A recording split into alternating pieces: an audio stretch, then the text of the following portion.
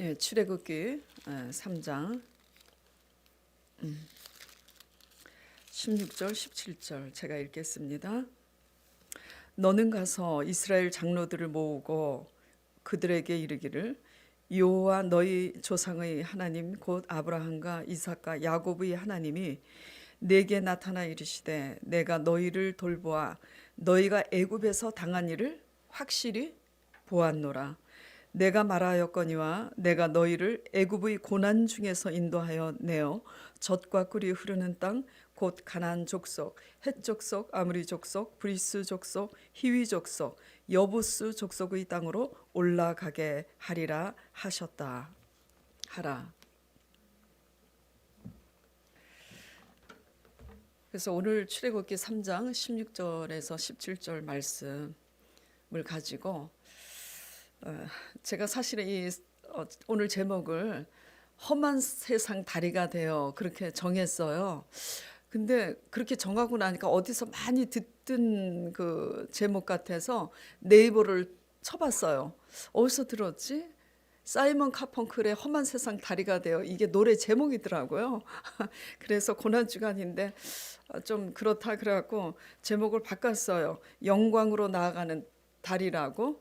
근데 우리 강 목사님하고 사모님이 험한 세상 다리가 되어, 그 제목도 괜찮다고 그래서 이 두 가지 제목을 가지고 은혜를 받으시길 바랍니다. 예.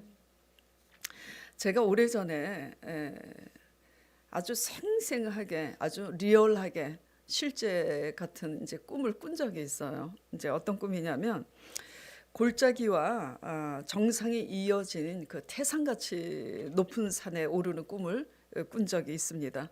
제가 제자 양육 받던 한 제자와 같이 오르는데 소리를 치면은 들릴 정도의 거리를 두고 저는 앞서서 올라가고 그 제자는 밑에서 따라오는데 어느 순간 불러도 대답이 없는 거예요.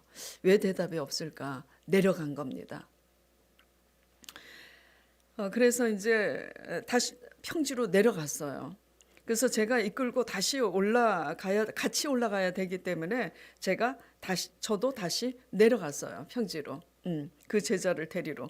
그래서 왜 내려갔냐 물어보니 그러는 겁니다. 우리가 가고자 하는 정상은 우리가 타고 있는 이 산이 아니라 이 산 넘어 골짜기로 내려가서 그 다음에 이제 또 정상을 타고 그 뒤에 있는 또 그 산을 타고 저쪽에 있는 그 산인데 굳이 힘들게 왜 그렇게 가냐고. 그냥 평지로 내려가서 평지로 질러가면은 그 산 정상을 갈 수 있는데, 그래서 내려갔다고 그러는 거예요. 근데 이 꿈이 비록 꿈이었지만 굉장히 스토리가 있고 재미있었어요. 하나님께서 주신 메시지죠. 예. 그 제자분이 내려가긴 했는데 도둑을 만나서 가지고 있는 비용을 두 도둑에게 다 털렸습니다. 제가 그 도둑을 잡았어요. 내놓으라고 다시. 그러니까 무서워가지고 저한테 다 내놓더라고. 그래서 제가 뺏은 그 부비 비용을 다시 그 제자분 손에 쥐어주고 뭐라고 그랬냐면, 꿈속에서 우리가 가는 정상은 이렇게 평지 쉬운 길로 질러서 가는 길이 아니라 험하고 힘들지만 이 골짜기를 타고 이 정상을 찍고 다시 또 내려가서 그 다음 또 태산을 올라서 정상을 찍고 그렇게 해서 가야 된다고. 그러면서 달래서 손을 잡고 올라갔습니다. 정상은 골짜기와 이어져 있어요. 제가 그 제자분이 오늘 저와 함께 가고 있는 강 목사님이라고 얘기하면 안 되잖아요. 강 목사님의 체면이 말이 아니잖아요. 뒤에서 웃고 계셔서 내가 밝힐 생각이 없었는데 뒤에서 웃고 있어서 내가 밝히는 겁니다. 네. 정상은 뭐하고 이어져 있다고요? 골짜기와 이어져 있어요. 그렇기 때문에 반드시 골짜기를 타고 올라가야만 정상을 밟을 수가 있어요. 평지가 쉽다고 평지로만 가면 평생 정상에는 오르지 못하고 그냥 평지만 밟다가 죽는 거예요. 평지에서는 산나물도, 그 맛있는 산나물도 얻을 수 없고요. 산더덕도 귀한 산삼도 볼 수가 없습니다. 바라보는 경관 또한 평지하고는 비교가 안 되죠. 예. 고난이 다리가 되어서 하나님의 영광에 올라가는 자만 바라보는 시각이 다른 겁니다. 예. 그 태산이 높다고 두려워서 올라가지 않으면 평생 바라보는 게 그냥 세상 사람처럼 육신적으로 무엇을 먹을까 마실까 눈앞의 것만 바라볼 수밖에 없는 거예요. 예.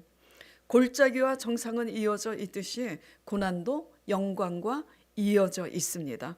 그러므로 영광으로 나아가는 연결된 다리는 바로 고난이라는 것을 여러분들이 명심하시기를 바랍니다. 고난을 두려워하지 마세요. 고난은 우리의 밥이에요. 영광으로 나아가게 하는 다리고 밥이라는 걸 명심하시기 바랍니다. 네. 그렇기 때문에 하나님께서는 우리를 고난 가운데서 부르시는 것이며 잘 나갔던 사람도 고난과 환난이라는 상황 가운데 집어넣는다는 하나님의 섭리를 유념하시기 바랍니다. 자, 오늘 보면 출애굽기 3장 16절 읽었잖아요. 이것은 하나님이 모세에게 이르신 말씀입니다. 모세에게 이르신 말씀이에요. 하나님이 모세에게 이르시되 너는 가서 이스라엘 장로들을 모으고 그들에게 이르기를 아브라함과 이삭과 야곱의 하나님께서 내가 애굽에서 당한 일을 확실히 보았노라. 애굽이 뭐죠? 세상입니다. 너희가 세상 가운데서 오진아 모매님이, 이현옥 지사님이, 진미순 지사님이, 우리 성도들이 이 세상에서 당한 그 고난을 확실히 보아서 알고 있다고, 보았다고. 그러시면서 뭐라고 그러시는 거예요? 17절에 내가 말하였거니와 내가 너희를 그 애굽의 고난에서 그 세상의 고난 가운데서 인도하여 내어 젖과 꿀이 흐르는 땅으로 내가 올라가게 하리라. 그 땅이 가나안 족속 땅, 헷 족속 땅, 아모리 족속 땅, 여부수 족속 땅. 그런데 그 땅으로 올라가게 하리라 하셨다 하라 이렇게 기록이 돼 있잖아요. 올라가래요. 오르는 것은 힘이 듭니다. 힘들다고 내려가면 도둑을 만나요. 고난주간을 코로나 사태 때문에 저희가 2주를 미뤘잖아요. 그래서 2주 전에 고난주간 되기 전에 신명기 말씀을 우리가 배웠는데 신명기에 가나안 땅 아모리 족속이 거인족이라고 게다가 성읍이 견고하고 성곽은 하늘에 닿을 듯 높아요. 그런데 그 아모리 족속을 가서 올라가서 쳐서 멸하고 그 땅을 얻으라 하니까 이스라엘 백성들이 두려워서 싸우지 않고 차세대 그 자손들이 얻잖아요. 예. 왜냐하면 광야 생활을 해온 이스라엘은 올라가서 싸울 무기가 아무것도 없어요. 무기라고는 오직 약속하신 하나님의 말씀 하나밖에 없어요. 그러니 거기를 올라가 그들과 싸우라 하니 육적인 것만 보고 육적인 신앙으로 눈앞의 것만 보고 사는 이스라엘 그 사람들이 문제보다 크신 하나님께 관심이 없으니 올라가서 싸우질 못합니다. 그러니 어떻게 해요? 다시 광야로 들어가서 다시 광야로 내려가는 거예요. 그래서 그냥 광야에서 죽습니다. 이게 오늘날 대다수의 신앙인들의 모습이죠. 하나님은 왜 고난 가운데서 우리를 부르셨으며 안 그래도 고난에 치여서 죽겠는데 그렇게 태산같이 큰 두려운 데를 올라가게 하시는가 이겁니다. 그렇잖아요. 내가 애굽에서 당한 고난을 확실히 보았노라 그러셨잖아요. 그래서 고난 가운데서 인도하여 내셨으면 쉽게 들어가게 해야 될 텐데 정말 더 두려운 데를 올라가라고 하는 거예요. 그래서 이스라엘 백성들이 원망 불평을 합니다. 이 광야에서 우리를 죽게 하시려고 이끌어냈다고 애굽에서. 아주 믿음이 없는 불신앙의 그런 고백이죠. 두렵고 힘들어도 고난의 꼬리, 환난의 꼬리를 딱 끊어낼 수 있는 비결은 아무리 두렵고 힘들어도 하나님의 언약을 붙잡고 오르는 법을 배우지 않으면 광야에 묻혀서 그 문제에 묻혀서 죽을 수밖에 없는 거예요. 그래서 고난 중간 신명기 말씀과 함께 고난 중간 어떤 제목을 어떤 말씀을 가지고 어떻게 풀어가야 될까. 그래서 이사야 53장 말씀을 가지고 고난을 푸는 열쇠는 첫째 그리스도의 고난이 답이며, 둘째 그리스도의 목적이 답이고, 셋째 그리스도의 기도가 답이라는 주제로 나눴습니다. 고난의 문제를 기도로 풀어나가면 우리의 고뇌와 슬픔이 환희와 기쁨이 될 수 있어요. 이걸 믿으세요?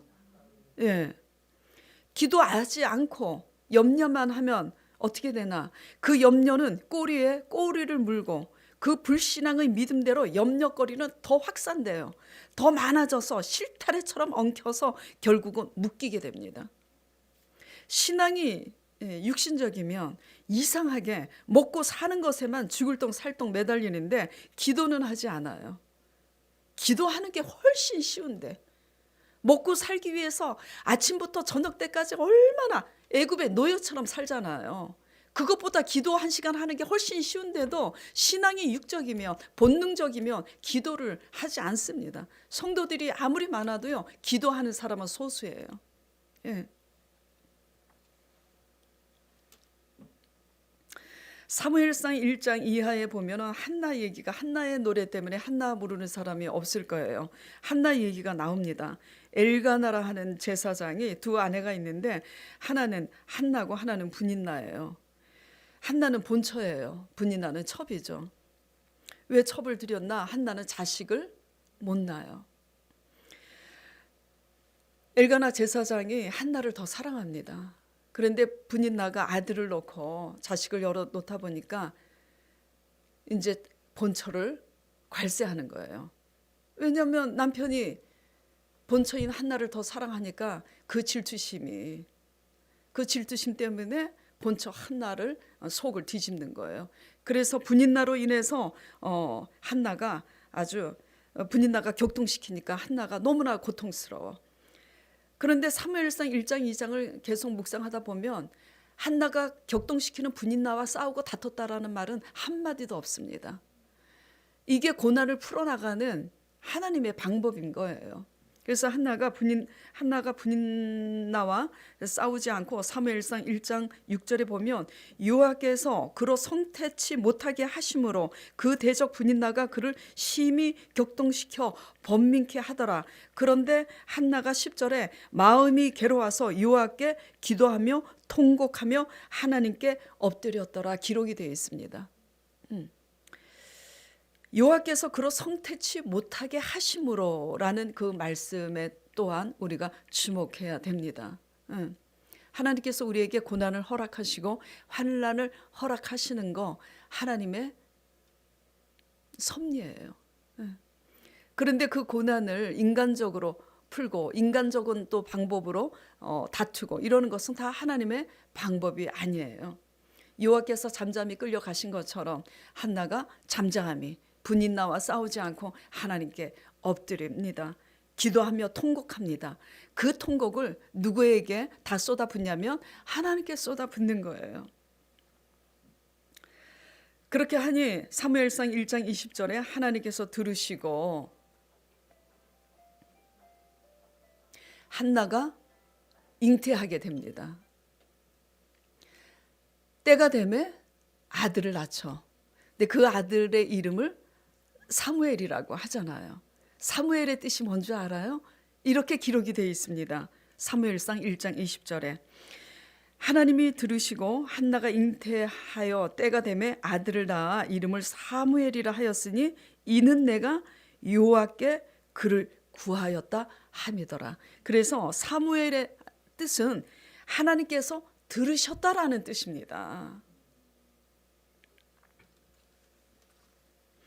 영광으로 나아가게 하는 다리가 뭐냐면 험난한 골짜기 가운데 있는 험한 세상 가운데 있는 고난이 영광으로 나아가는 다리예요. 험한 세상에 다리가 되어주신 분은 예수 그리스도심을 믿으시길 바랍니다. 그래서 우리를 고난 가운데 부르신 거예요. 또 영광으로 나아가게 하는 다리는 뭐냐면 기도입니다. 먹고 살기 위해서 힘들게 너무 힘쓰고 너무 집착하고 그렇게 하시지 마시고 30분이라도 1시간이라도 기도하시는 여러분 되시길 바랍니다.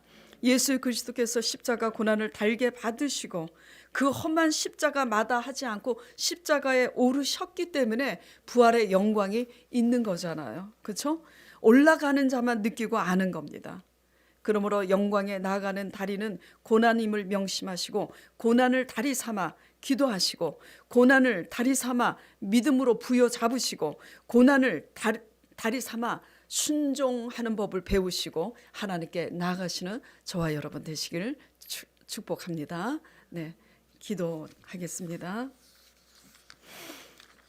하나님 아버지, 험한 세상 가운데 우리가 얼마나 힘들게 사는지 그 애굽에서 당한 일을 내가 확실히 보았노라고 하신 하나님 아버지, 그리고 내가 그 험한 세상 가운데서 내가 너희를 불러 그 고난 가운데서 인도하여서 젖과 꿀이 흐르는 땅으로 내가 너희를 올라가게 하셨다 하라, 그렇게 말씀하십니다. 올라가는 것은 힘이 들어요. 아버지, 돌이 있고 정말 평지, 고르지 않은 평지에서 그 골짜기를 타고 정상으로 올라가는 것은 무지 힘듭니다. 힘들기 때문에 많은 성도들이 포기를 하죠. 하나님 아버지, 우리가 포기하지 않고 정상에 오르기 위해서는 골짜기를 반드시 타야만 고난과 환난이라는 고리를 끊을 수 있고 그 영광이라는 그 정상에, 구원이라는 영생이라는 그 정상에, 그리고 그럼 이 땅에서도 형통케 하시는 그 정상에, 축복의 정상에 올라갈 수 있다라는 것을 명심하고 우리의 고난을 짊어지시기 위해서 마다하지 않고 십자가에 올라가신 그것을 묵상함으로 말씀을 믿음으로 부여잡고 기도를 다리 삼아 하나님의 영광에 오를 수 있도록 성도들을 주님 축복하여 주시옵소서. 어떠한 문제를 문제로 보지 말고 그 고난을 걸림돌이 아니라 디딤돌로 여기고 잘 나아갈 수 있도록 축복하여 주시옵소서. 예수 그리스도 이름으로 기도드리옵나이다. 아멘.